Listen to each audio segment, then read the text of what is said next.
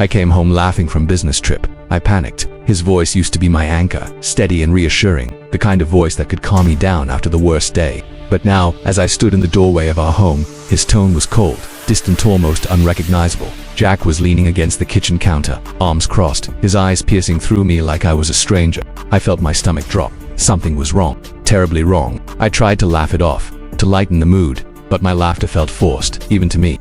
It was sharp, nervous, and out of place.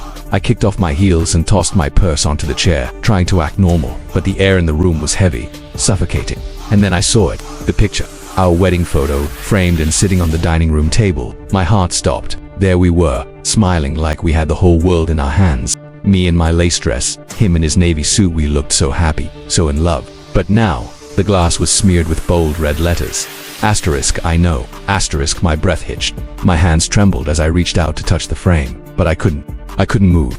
My mind raced, trying to piece together how much he knew, what he knew, and how he found out. I turned to face him, my voice barely a whisper. What is this, Jack? He didn't flinch. His expression was stone cold, his voice steady. Why don't you tell me, Sarah? I opened my mouth to speak, but nothing came out. What could I say? How could I explain?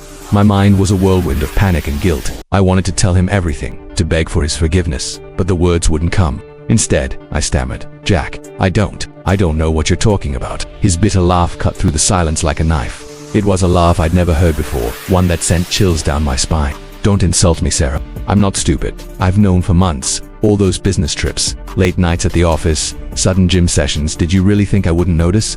He pulled out his phone and began scrolling through pictures. My heart sank as I saw them, Mark and me holding hands, laughing, kissing. Each image felt like a punch to the gut. I wanted to look away, but I couldn't. I was frozen, trapped in the weight of my own betrayal. Jack, I can explain. I pleaded, my voice trembling. But even as the words left my mouth, I knew they were empty. How could I explain this? How could I make him understand? Explain what, Sarah? He snapped, his voice rising. How you've been sneaking around with Mark while I've been working late to pay for your yoga retreats and spa days. How you've been lying to me, over and over again. Are you even sorry, or are you just sorry you got caught?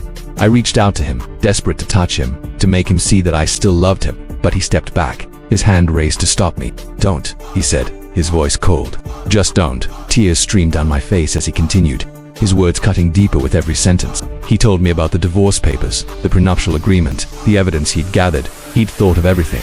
He'd planned this, and then he dropped the final blow. He'd told Mark's wife. My legs gave out and I collapsed into a chair, my head in my hands. I made a mistake, Jack, I sobbed. Please, I love you. But his laugh was hollow, devoid of any warmth. Love?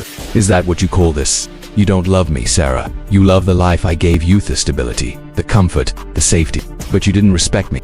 You threw it all away for what? A cheap thrill. His words hit me like a tidal wave, crushing me under their weight. He was right. I had thrown it all away. I had betrayed the man who had given me everything, and now I was losing him, forever. He grabbed his keys and headed for the door, pausing only to deliver one final blow. Oh, and I canceled the credit card for the new purse you bought on your business trip. Have fun explaining that.